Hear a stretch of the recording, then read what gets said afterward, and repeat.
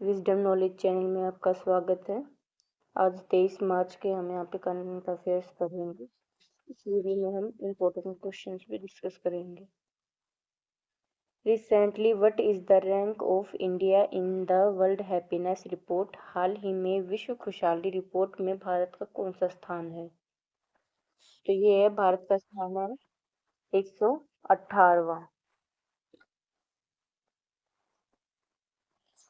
भारत की रैंक है 118वीं। 2023 में 126वीं रैंक थी, इसमें सुधार हुआ है।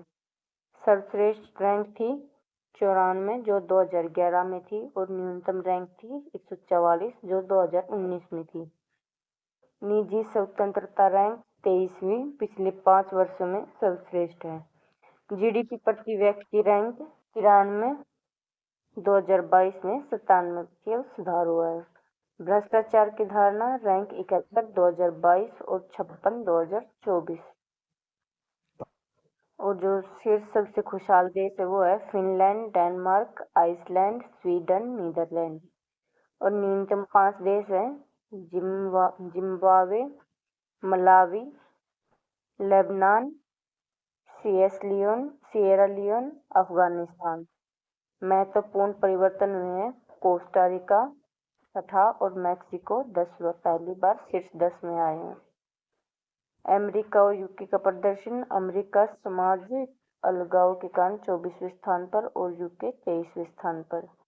खुशहाली रैंकिंग के कारक हैं जीडीपी प्रति व्यक्ति, सामाजिक समर्थन, स्वस्थ जीवन प्रत्याशा, स्वतंत्रता, उदारता और भ्रष्टाचार की धारणा। When was the International Day for the Elimination of Racial Discrimination observed recently?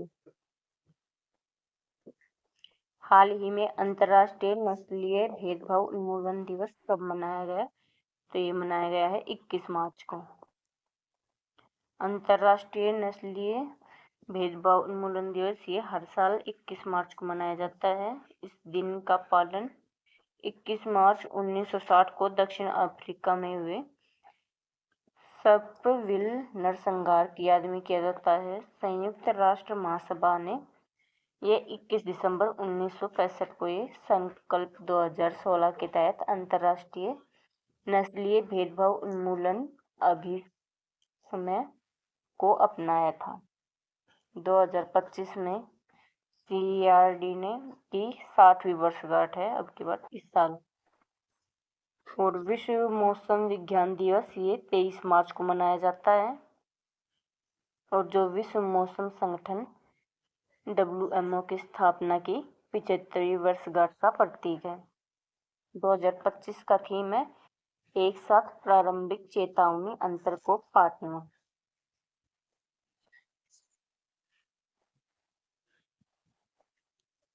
Ram Sutar will be given the Maharashtra Bhushan award. He is related to which field? Ram Sutar को महाराष्ट्र भूषण पुरस्कार दिया जाएगा। वे किससे संबंधित थे?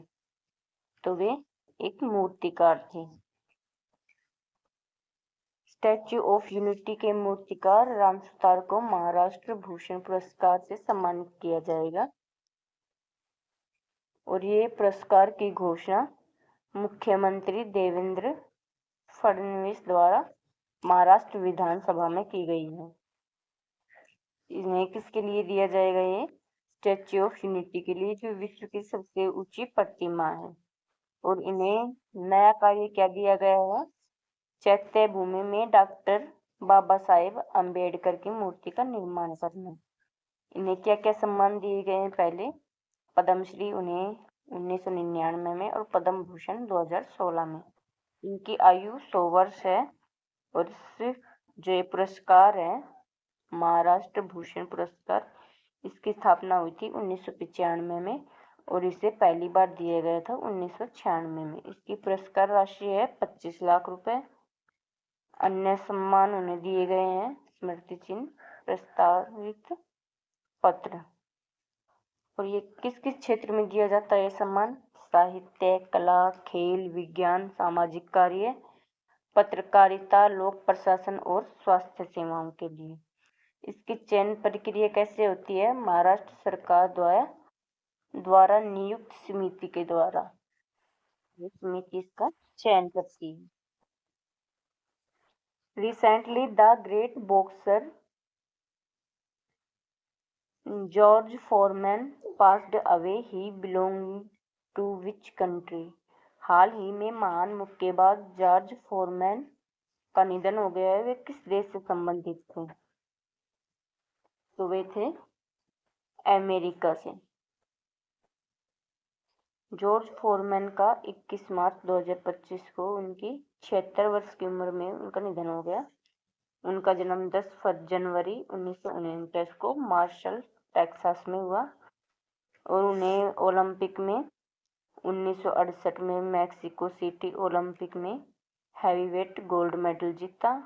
पहला हैवीवेट खिताब 1973 में उन्होंने जो फ्रेजियर को हराकर जीता है। उनका प्रसिद्ध मुकाबला था 1974 में मोहम्मद अली से, जो रंबल इन द जंगल और इस फाइट में हार हुई थी। सबसे उम्रदराज हैवीवेट चैंपियन 1994 में 45 वर्ष की उम्र में माइकल मूरर को हराकर खिताब जीता था उन्होंने। उनका कैरियर रिकॉर्ड है 76 रन की जीत और 5 हार। उनका निधन हुआ है 21 मार्च को। Where did the UK delegation visit for skill development cooperation? कौशल विकास सहयोग के लिए यूके प्रतिनिधि मंडल ने कहाँ का दौरा किया है? तो उन्होंने किया है ओडिशा का। ओडिशा में कौशल विकास सहयोग के लिए यूके प्रतिनिधि मंडल ने दौरा किया है और जो प्रतिनिधि मंडल है उसका नाम है यूके स्किल्स और चार्टर्ड बॉडीज मिशन। इसके प्रमुख अधिकारी उपस्थित थे वहाँ पे संपत चंद्र स्वाइन और एड्यू फ्लेमिंग। मुख्य क्षेत्र इसमें व्यावसायिक शिक्षा, कौशल विकास, इंटर्नशिप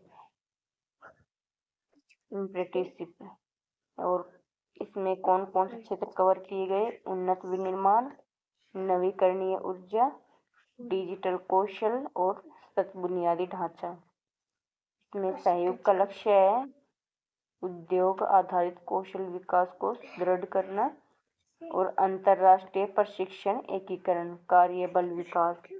इसमें अतिरिक्त पहल है net zero vision for Bhubaneswar कार्यशाला।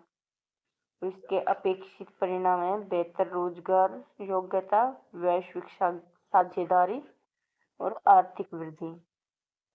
Where was Purple Fest 2025 organized? Purple fest 2025 का आयोजन कहाँ हुआ? तो ये हुआ है राष्ट्रपति भवन में। जो पर्पल फेस्ट 2025 है ये समावेशिता और सशक्तिकरण का उत्सव है।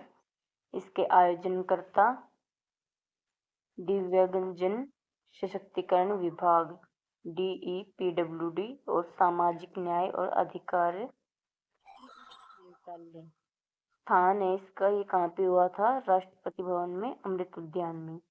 इसमें कुल प्रतिभागी 23,500 और इसमें गणमान्य व्यक्ति हैं डॉक्टर वीरेंद्र कुमार जो केंद्रीय मंत्री और BL वर्मा जो राज्य मंत्री हैं।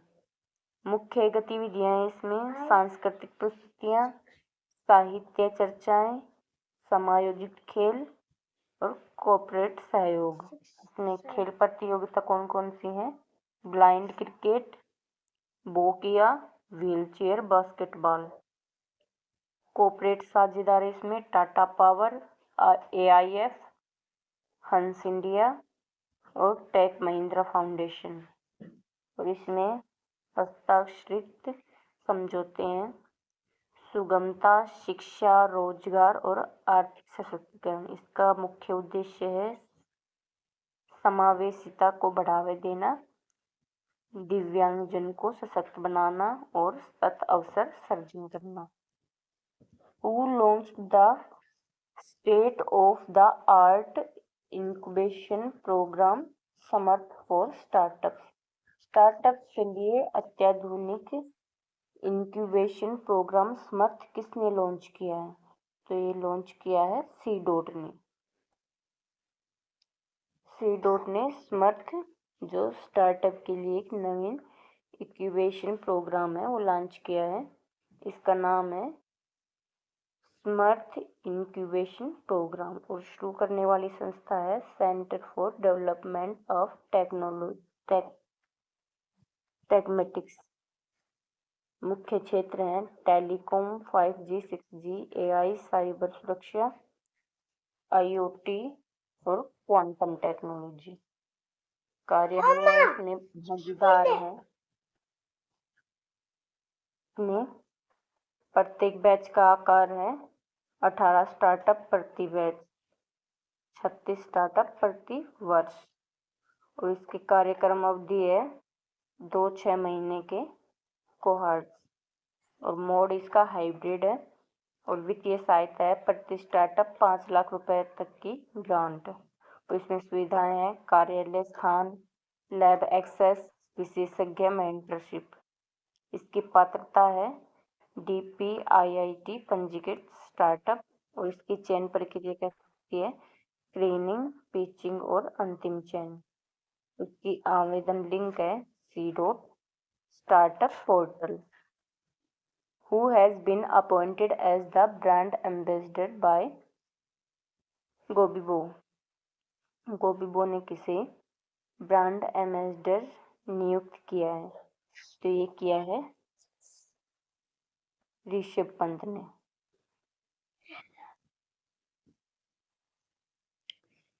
ऋषभ पंत को ब्रांड एम्बेसडर नियुक्त किया गया है और इस अभियान में सुनील गावस्कर भी शामिल थे। इसमें प्रमुख व्यक्तित्व है वो सुनील गावस्कर है। अभियान की थीम है गावस्कर की कमेंट्री लाइन पर आधारित मजेदार यात्रा सौदे और इसके लक्षित दर्शक है युवा और यात्रा प्रेमी।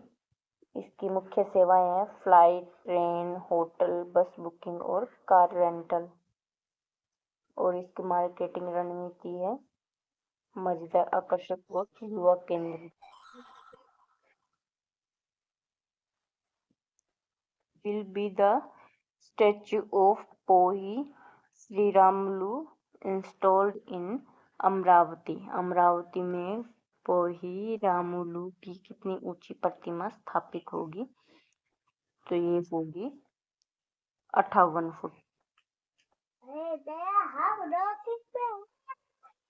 पोटी श्री रामुलु की 58 फीट ऊंची प्रतिमा स्थापित होगी। ये स्थान कहाँ पे है? आंध्र प्रदेश में है, अमरावती। इसकी ऊंचाई है 58 फीट। इसका कारण है स्थापना का वह आंध्र प्रदेश की राज्यता के लिए पोट्टी रामुलु की 58 दिवसीय अनशन को सम्मानित करने के लिए। तो इसकी अनशन की तिथि क्या थी? 19 अक्टूबर से 15-16 दिसंबर 1952 में। आंध्र प्रदेश का गठन कब हुआ था? 1 अक्टूबर 1953 में। और अतिरिक्त विकास कार्य इसमें स्मारक, संग्रहालय, स्वास्थ्य केंद्र, हाई स्कूल उनके गांव में है ये high school. Potty Shri Ramulu का जन्म 16 मार्च को हुआ था 1901 में। नायडू के बयान क्या थे इसमें? श्री रामुलु के बलिदान में भारत में भाषाई राज्यों के बीच नींव रखी गई थी। और उसकी हालिया प्रतिमा अनावरण 2023 में हैदराबाद में 125 फीट की अंबेडकर प्रतिमा, 2024 में विजयवाड़ा में 206 फीट की अंबेडकर प्रतिमा। इसका राजनीतिक प्रभाव क्या है? पिछली सरकारों केसीआर और जगन रेड्डी ने बड़ी प्रतिमाएं बनाई लेकिन चुनाव वो हार गए थे। Who recently inaugurated the floating solar power plant at Kochi refinery? हाल ही में कोच्चि रिफाइनरी में फ्लोटिंग सौर ऊर्जा संयंत्र उद्घाटन किसने किया? तो ये किया था BPCL ने। BPCL ने कोच्चि रिफाइनरी में अपना फ्लोटिंग और सौर ऊर्जा संयंत्र का उद्घाटन किया। ये उद्घाटन किया है मुख्य सचिव शारदा मुरलीधरन ने। इसकी क्षमता कितनी है सौर संयंत्र की? 3.2 मेगावाट AC।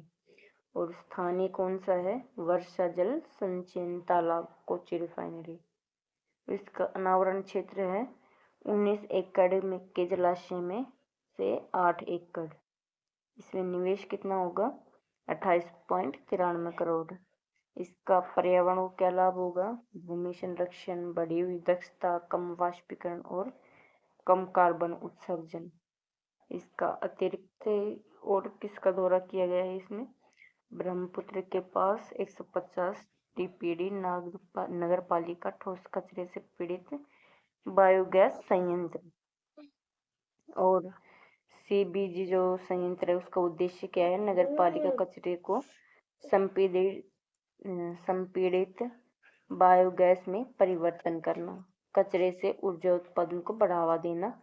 इसका महत्व क्या है? नवीकरणीय ऊर्जा लक्ष्यों का समर्थन और जीवाश्म ईंधन पर निर्भरता कम करना। Who was appointed Chancellor of NIIT University? NIIT विश्वविद्यालय के चांसलर किसे नियुक्त किया गया है? तो ये नियुक्त किया गया है अमिताभ कांत को। अमिताभ कांत को NIIT विश्वविद्यालय का चांसलर नियुक्त किया गया है। इनका पिछला पद था नीति आयोग में के CEO, ये 2016 से 2022 तक। फिर ये भारत के G20 शेरपा 2023 में पूर्ववर्ती श्री के कस्तूरी रंगन थे पहले इसके चांसलर। प्रमुख योगदान इनका make in India, startup India, Atal innovation mission, आकांक्षी जिला कार्यक्रम, ईज ऑफ डूइंग बिजनेस सुधार और रणनीतिक महत्व, NU के उद्योग केंद्रित शिक्षा और नवाचार पर ध्यान को बढ़ावा देना है। विश्वविद्यालय के उद्योग सहयोगी 700 प्लस भागीदार हैं। उनमें IBM और TCS, मॉर्गन स्टेनली और डेलाइट शामिल हैं। और प्लेसमेंट रिकॉर्ड है छात्रों के लिए 100% उनमें प्लेसमेंट है।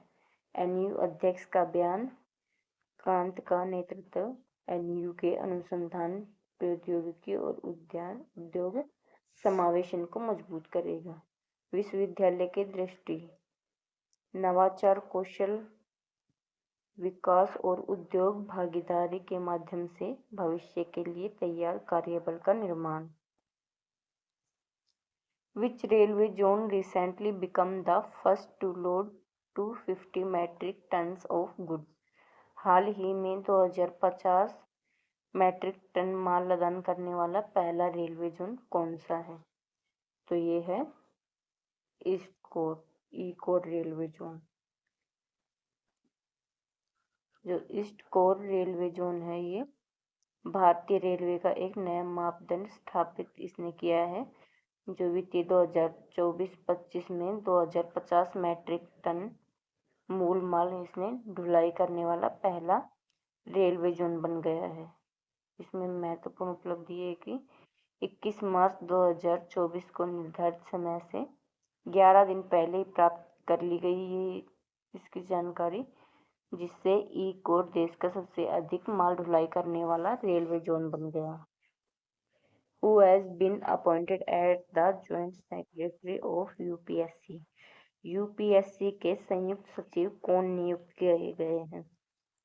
तो ये नियुक्त किए गए हैं अनुज कुमार।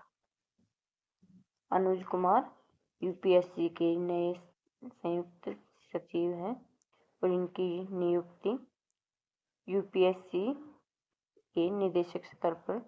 इसकी सेवा पृष्ठभूमि भारतीय रेलवे विद्युत अभियांत्रिक सेवा 2009 बैच में।